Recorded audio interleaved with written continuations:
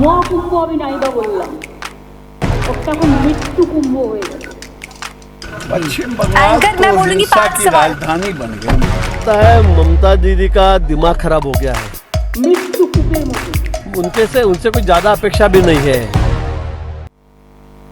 नमस्कार, स्वागत है आपका शो आज का एजेंडा में। मैं हूं आपके साथ सुहानी बहुगुना। शो की शुरुआत से पहले सबसे पहले जानते हैं हमारे आज के एजेंडा के 5 सवाल। मृत्यु कुंभ बयान, आस्था पर वार या सियासी चाल? ममता बनर्जी वर्सेस संत समाज, कौन सही? अखिलेश का समर्थन, सच्चाई या राजनीति? महाकुंभ विवाद, सरकार की चूक या विपक्ष का हमला? क्या ममता को मांगनी चाहिए माफी? महाकुंभ, जिसे सनातन धर्म का सबसे पवित्र और भव्य आयोजन माना जाता है, इस बार विवादों के घेरे में आ गया है। एक और करोड़ों श्रद्धालु गंगा में आस्था की डुबकी लगा रहे हैं, तो दूसरी ओर पश्चिम बंगाल की मुख्यमंत्री ममता बनर्जी ने इस महायोजना को मृत्यु कुंभ करार देकर राजनीतिक भूचाल खड़ा कर दिया है। उनके इस बयान ने न केवल संत समाज बल्कि राजनीतिक गलियारों में भी उथल पुथल मचा दी है। उनका ये बयान सुनिए। সুতরাং পুজো পার্বণ আমাকে শিখিয়ে লাভ নেই। মহাকুম্ভ আমি নাইবা বললাম, ওটা এখন মৃত্যু কুম্ভ হয়ে গেছে। মৃত্যু কূপের মতো। আমি মহাকুম্ভকে সম্মান করি, আমি শ্রদ্ধা জানাই, পবিত্র গঙ্গা মাকে আমি সম্মান করি, কিন্তু প্ল্যানিং না করে এত হাইপ তুলে এত লোকের মৃত্যু বললেন 30 জন, কথাটা কি সঠিক? কত ডেড বডি ভাসিয়ে দিয়েছেন নদীতে? কত হাজার হাজার, 8 বার আগুন লেগেছে। বড় লোক আর ভিআইপিদের জন্য লক্ষ টাকার ক্যাম্প, আর গরিব লোকেদের, সাধারণ লোকেদের জন্য লাইনে দাঁড়ান 15 ঘন্টা 20 ঘন্টা দাঁড়িয়ে, যদি একটা মাদুরেও বসে 2000 টাকা। এক কাপ লাল চাও 500 থেকে 2000 টাকা। তারা যে জায়গাটা গিয়ে স্নান করবে সেটা আলাদা, ভিআইপিদের স্নানের জায়গাটা আলাদা। আর সেই জলটা আপনারা দূষিত করেছেন, বিষাক্ত করেছেন মহাকুম্ভের পবিত্র জায়গাটা। সব জায়গায় হাইপ তুলে দিয়েছে। সে একবার হয়েছিল না, গণেশ দুধ খাচ্ছে, সব ওখানে স্নান করো নাহলে পবিত্র হবে না। মৃতদেহের ওপর দিয়ে যারা এই হাইপ তুলছেন আর টাকা কামানোর জন্য ধর্মকে বিক্রি করছেন, তাদের আমি মন থেকে মেনে নিতে পারি না।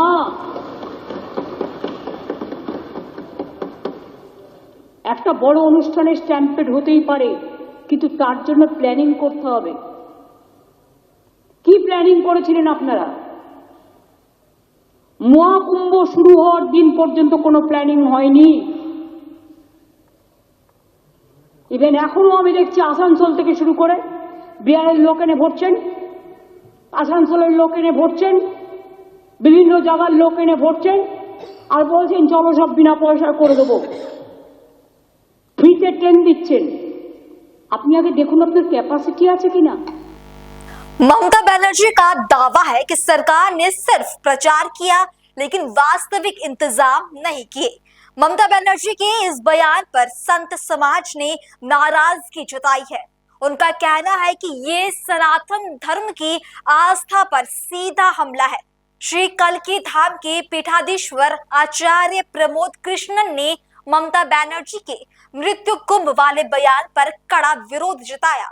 उन्होंने कहा कि ममता बनर्जी जन्म से हिंदू है, लेकिन हिंदू आस्था पर चोट करना उनका फैशन बन गया है। सुनिए। देखिए, ममता बनर्जी जन्म से हिंदू हैं, हिंदू घर में उनका जन्म हुआ, लेकिन हिंदुओं की आस्था पर चोट करना उनका फैशन बन गया है। जय श्री राम का नारा लगाओ तो उन्हें चिढ़ हो जाती है, उन्हें गुस्सा आता है। राम मंदिर की बात करो तो उन्हें गुस्सा आता है, वंदे मातरम की बात करो उन्हें गुस्सा आता है। भारत माता की जय की बात करो ना गुस्सा आता है। जो राम के नाम पर चिढ़ता हो, राम के नाम से चिढ़ता हो, वो महाकुंभ की महत्ता को क्या समझेगा। महाकुंभ सनातन धर्म का महापर्व है और महाकुंभ को क्रिटिसाइज करना, महाकुंभ को मृत्यु कुंभ बताना, महाकुंभ के विषय में अनर्गल बातें करना, ये दुर्भाग्य का विषय है। और अफसोस की बात यह है कि जो महाकुंभ पर हमला कर रहे हैं, सनातन पर हमला कर रहे हैं, ये मुसलमान और ईसाई नहीं है। कोई ईसाई और मुसलमान सनातन पर हमला नहीं कर रहा है। सनातन पर हमला वो कर रहे हैं जो खुद हिंदू हैं। डूब के मर जाना चाहिए। अब आपको सुनाते हैं शंकराचार्य स्वामी अभिमुक्तेश्वर आनंद सरस्वती महाराज ने मृत्यु कुंभ के बयान को लेकर क्या कहा। अब देखिए, तो राजनीतिक दलों की अपनी भाषा होती है और जब मौका आता है तो वो लोग अपने ढंग से अपनी बात कहते हैं, लेकिन एक सनातनी होने के नाते, कुंभ में जाकर लौटे हुए अनुभवी होने के नाते और आप चैनलों के माध्यम से परिस्थितियों को देखने समझने के नाते हम क्या कहना चाहेंगे। आप ये बताइए कि 300 किलोमीटर का जाम लगता है, कुप्रबंधन नहीं है तो क्या है। जो लोग वहां पर पहुंचे हैं 25-25, 30-30 किलोमीटर उनको पैदल चलना पड़ता है अपना सामान उठा करके। कुप्रबंधन नहीं है तो क्या है। जो वहां पर जल स्नान के लिए धारा आ रही है उसमें मल जल मिला हुआ है, गंदे नालों का, स्नान के योग्य उसको वैज्ञानिक लोग नहीं मान रहे हैं और उसी में आप करोड़ों करोड़ लोगों को नहाने के लिए विवश किए हुए हैं। वो अपनी श्रद्धा से नहा रहे हैं, वो अलग बात है, लेकिन आपका तो काम था कि नालों को थोड़े दिन के लिए या तो रोक देते या तो डाइवर्ट कर देते, ताकि कम से कम स्नान के समय शुद्ध जल उनको धारा का मिल सकता। वो नहीं कर पाए तो इसका मतलब क्या है। इसका मतलब है कि कोई प्रबंधन है। आपको पहले से पता था, 6 साल पहले से पता था कि 6 साल के बाद कुंभ आएगा, 12 साल के पहले से पता था कि 12 साल के बाद कुंभ आएगा, तो आपने इस बारे में कोई प्रयास क्यों नहीं किए। तो कुप्रबंधन की तो, और इतने सारे लोग मारे गए। जब पहले से पता था कि लोग आएंगे, इतनी ही जगह हमारे पास है, तो उसकी योजना बनाई जानी चाहिए थी कि नहीं बनाई जानी चाहिए थी। तो जब कुप्रबंधन है और उसको कोई कह दे रहा है तो उसमें हम क्या करेंगे।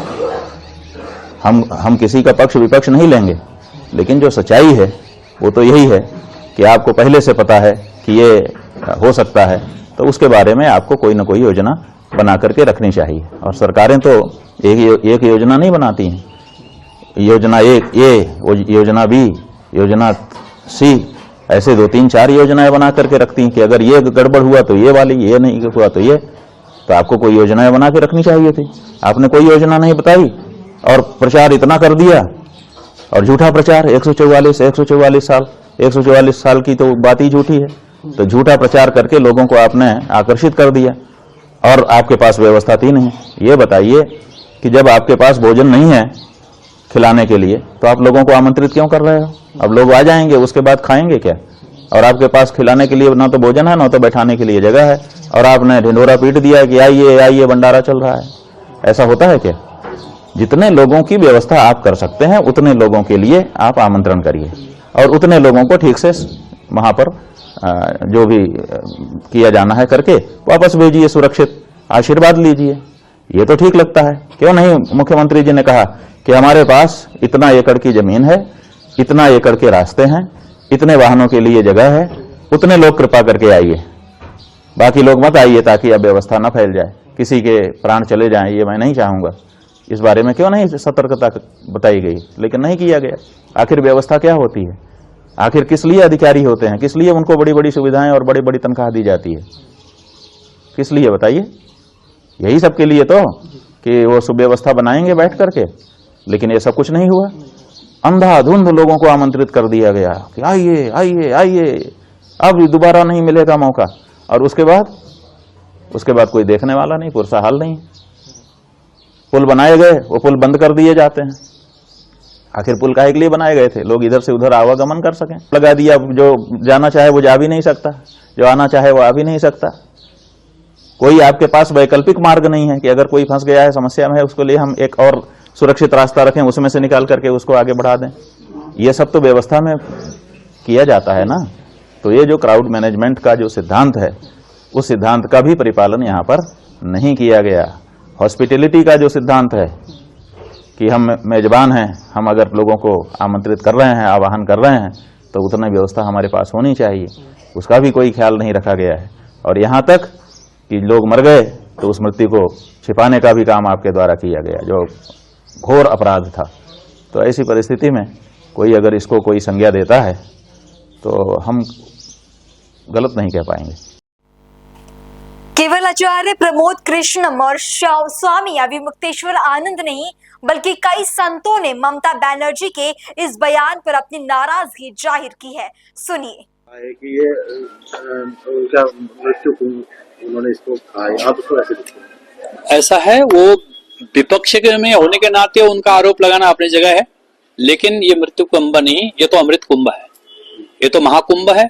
और ये संस्कृति का मेल है, ये सनातन का मेल है, विचारों का मेल है, सद्भावों का मेल है। आप देखिए, इतने सारे विचारों के लोग वहां आए, इतने सारे मन के लोग आए, सब ने अपने अपने विचार रखिए, अपने अपने भावनाओं के अनुसार, अपने अपने विश्वास के अनुसार उन्होंने स्नान किया। उन सबको ऐसा लगा कि हमें अमृत प्राप्त हो रहा है, अमृत मिला है। और जो लोग जा नहीं पाए, उन लोगों के, कई लोगों के मन में अभी भी एक ग्लानि है, सिकुआ है कि अरे हम नहीं जा पा रहे। लेकिन जिसको जैसा मौका लग रहा है वो भाग रहा है, वो प्रयाग की ओर, वो जा रहा है कुंभ की ओर। और सबको ऐसा लग रहा है कि वहां जाने के बाद देवत्व का अनुभूति होती है। क्योंकि मैं स्वयं उस दिन था, मौनी अमावस्या के दिन मैंने स्नान किया। शाही स्नान जो बाद में जो हुआ था, जैसे घटना के बाद में फिर स्नान एक सूक्ष्म रूप से कराया गया था, तो मैं उसमें मैं भी था, मैंने भी देखा, व्यवस्था बहुत अच्छी कर रखी थी, बहुत बढ़िया व्यवस्था स्नान वहां हुआ। ऐसा नहीं है कि जो कुंभ को कोई भी कुछ कह दे और उसी रूप में हो जाएगा। ये तो अमृत कुंभ है, अमृत कुंभ ही रहेगा, अमृत कुंभ को कोई दूसरे नाम नहीं दे सकता। उन्होंने ये भी पश्चिमी बंगाल के मुख्यमंत्री सुश्री ममता बनर्जी जी के द्वारा दिया गया यह बयान कि यह महाकुंभ नहीं मृत्यु कुंभ है, अखिल भारतीय संत समिति कठोर शब्दों में इसकी निंदा करती है। ममता दीदी, यह सत्य है कि यह महाकुंभ नहीं आपके लिए मृत्यु कुंभ के बराबर है। पश्चिम बंगाल, झारखंड, बिहार, उड़ीसा और मैं यूं कहूं कि पूर्वी भारत का हिंदू जिस तरीके से जगा है और इस कुंभ के अमृत स्नान के लिए आ रहा है, इससे आपके मन में बेचैनी होना स्वाभाविक ही है। और मुझे लगता है कि पश्चिमी बंगाल के आगामी विधानसभा चुनाव आपके राजनीतिक कैरियर के लिए मृत्यु कुंभ ही साबित हो, ये मैं तीर्थराज प्रयाग और भगवान भोलेनाथ से यही कामना करता हूँ।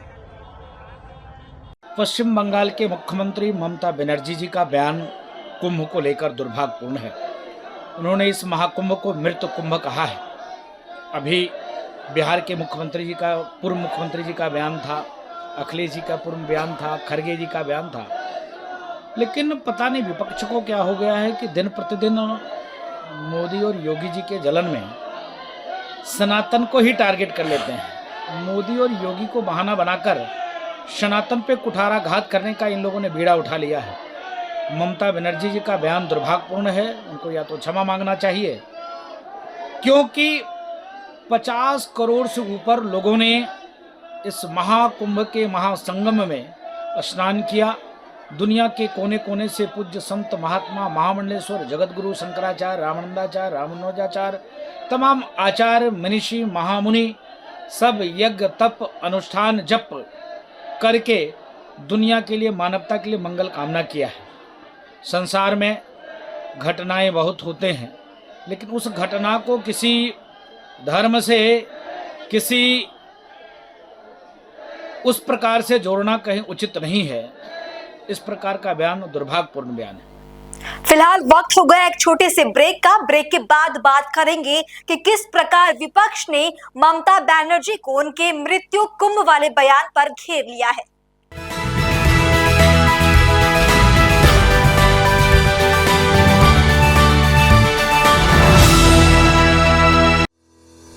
रोजगार डेवलपर्स, a unit of रोजगार डेवलपर्स एंड प्राइवेट लिमिटेड। घर वहीं जहां हो आपका भरोसा। पिछले 15 सालों से आपके सपनों का घर हमारी प्रतिबद्धता। रोजगार डेवलपर्स का पता है शिमला बाईपास रोड, गणेशपुर, देहरादून। रोजगार डेवलपर्स से संपर्क करने के लिए अभी डायल कीजिए 9897054026 पर या 8433207910 पर।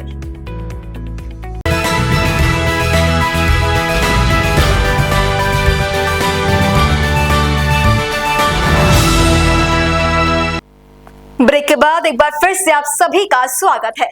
ममता बनर्जी द्वारा महाकुंभ को मृत्यु कुंभ कह जाने के बाद राजनीतिक गलियारों में भी हलचल तेज हो गई है। संत समाज के विरोध के साथ साथ विपक्षी दलों ने भी इस बयान को लेकर ममता बनर्जी पर तीखा हमला बोला है। सुनिए किस प्रकार भाजपा से लेकर तमाम बड़ी पार्टियों के नेताओं ने ममता बनर्जी की आलोचना की। सुनिए। Today was Hyundai Hope Scholarship Program being conducted here. They wanted to honor some of the aspiring youth, some of the students who could participate here. They are given a token of appreciation of letter and support. I wish these students all the success in their life. Hyundai India Foundation is actually doing lots of social works in the various spheres actually. So this hope is one of the pillars of their program. They have another two, the earth and mobility. So they are conducting various services in different sectors. Quite appreciative of their efforts. Promoting students and also making them fulfill their dreams. I think it's a great effort, and today I could see that some of the students, had it not been the effort of the Hyundai India Foundation, they would not have got this opportunity. So very, very happy with their efforts. Sir, with your permission, Mahakumbh is going on. What is your comment? Because Mamta is calling Mahakumbh is a Mrityu Kumbh. See, Mahakumbh is a very pious, religious, and it's an occasion which has come after 144 years. Let us devote ourselves in celebrating the event, this unique event which has drawn the largest human gatherings ever recorded in the human history and unlikely to be broken in the future. So in such occasion, we should not get into the political comments. If you don't believe in the Hindu faith or Mahakumbh, so let it be, but no need to run down and make any kind of comments on that. So I have already gone and taken a holy dip in the Sangam. I felt very nice, I felt blessed. So I hope everybody can get that blessing. Sir, lastly, also Udhanidhi Stalin saying that the central government is trying to impose Hindi language to the state. There is no imposition of Hindi language. I have stated many times in the past also. I was handling the official language ministry in 2014 to 2019. Hindi is an official language as per the Official Language Act 1964. As per that, English would continue to be the working language, including in judiciary, and Hindi is an official language which will be used in central government agencies and offices.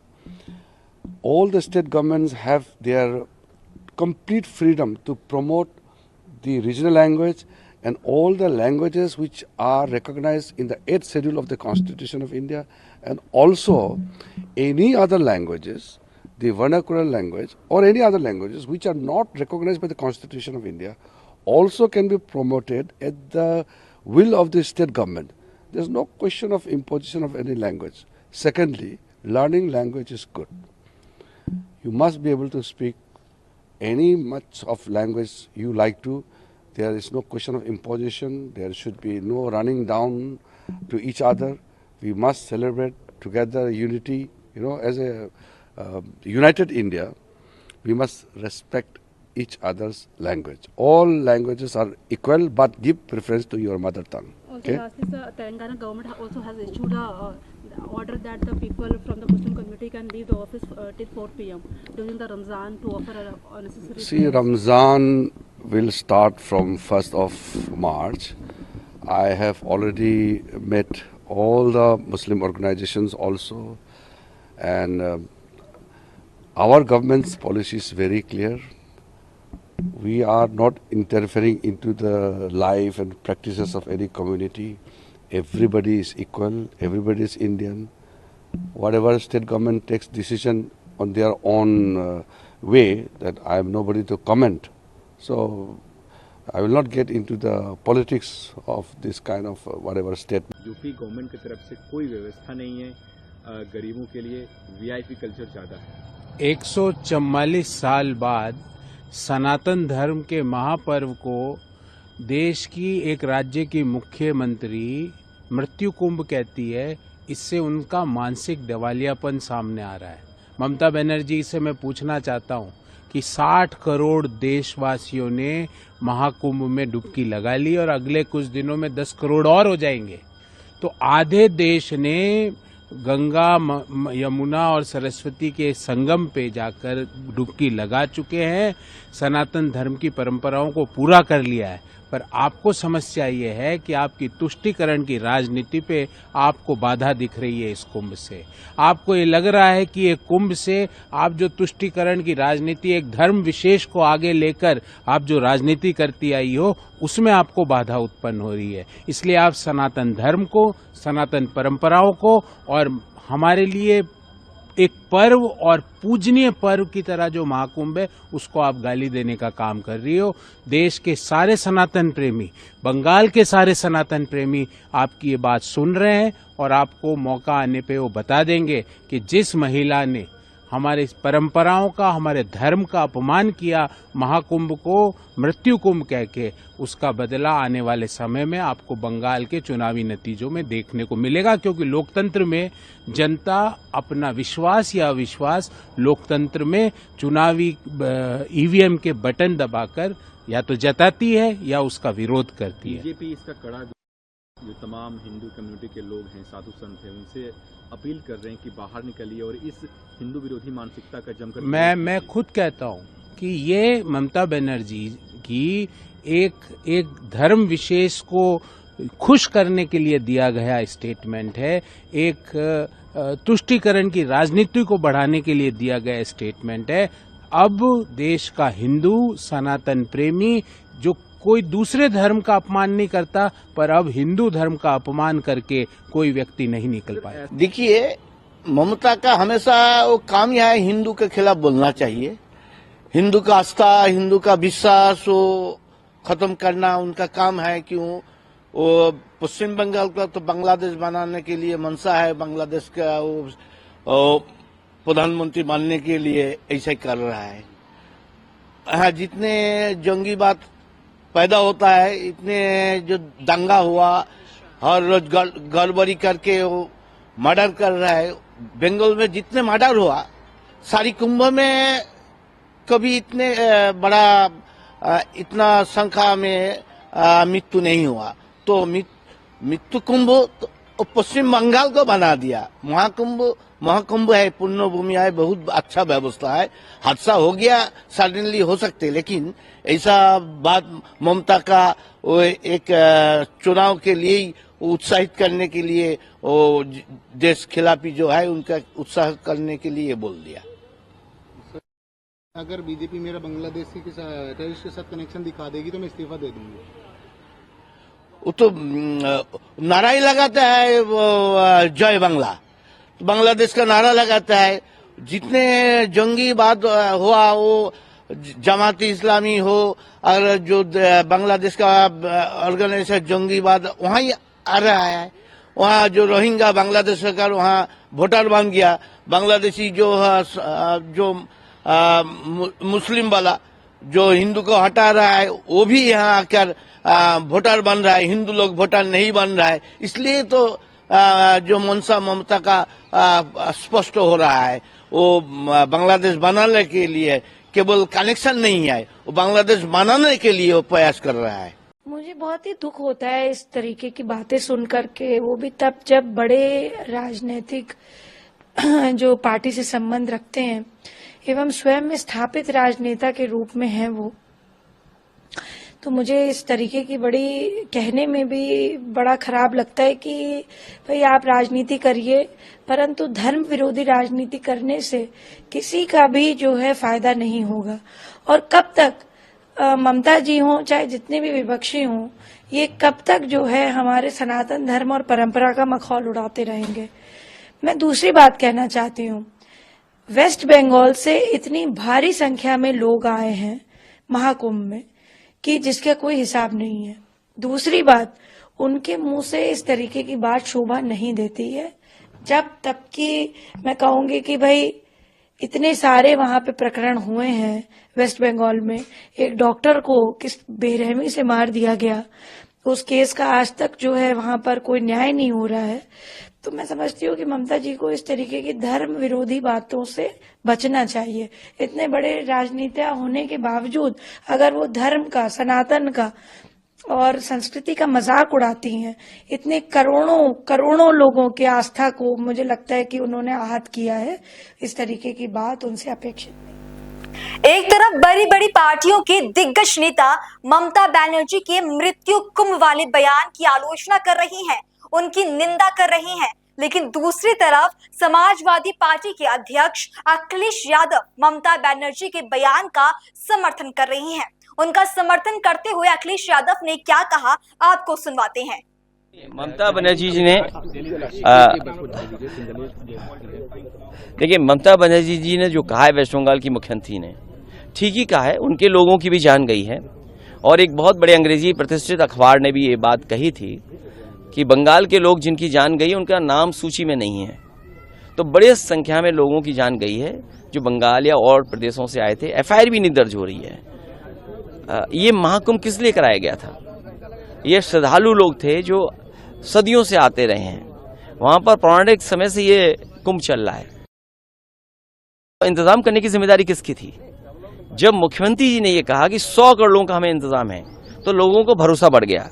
जब उन्होंने celebrities को और big personalities को लिफाफा दिया और उन्हें निमंत्रण दिया, तो लोगों का और भरोसा बढ़ा कि वहां पर इंतजाम बहुत अच्छे होंगे। लेकिन इंतजाम अच्छे नहीं थे, लोगों के साथ खिलवाड़ हुई, उनकी भावना के साथ खिलवाड़ हुई, उनके इमोशन का फायदा भारतीय जनता पार्टी उठा रही है। जो ममता बनर्जी जी ने कहा वो ठीक कहा है कि लोगों की जान गई है, और जान इतनी गई है कि सरकार नहीं बता पा रही है। अभी तक की सबसे ज्यादा लोग खोए इसी कुंभ में है, जान गई इसी कुंभ में, लोग बीमार हुए इसी कुंभ में, लोगों को सड़कों पर रातों रात सोना पड़ा इसी कुंभ में। इसका सवाल का जवाब क्या है भारतीय जनता पार्टी के पास?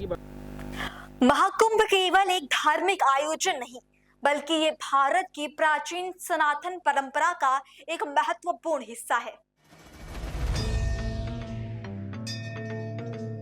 ये वो अवसर है जब लाखों करोड़ों श्रद्धालु अपने सांसारिक बंधनों को त्याग कर आस्था की डुबकी लगाते हैं। महाकुंभ वो महोत्सव है जो हिंदू धर्म के गहरे आध्यात्मिक मूल्यों को दर्शाता है। ये सनातन संस्कृति की जीवंतता और उसकी अखंड परंपरा को उजागर करता है। ऐसे आयोजन पर सवाल उठाना और उसे मृत्यु कुंभ कहना न केवल श्रद्धालुओं की आस्था पर चोट है, बल्कि ये सनातन संस्कृति के मूल तत्वों को भी कमजोर करने की कोशिश है। महाकुंभ है, रम जाओ भक्ति में, अमृत का कुंड है ये महाकुंभ है, ये सच है कि महाकुंभ जैसे बड़े आयोजनों में प्रशासनिक व्यवस्थाओं की अहम भूमिका होती है। सरकार की जिम्मेदारी होती है कि श्रद्धालुओं के लिए उचित सुविधा सुनिश्चित करे।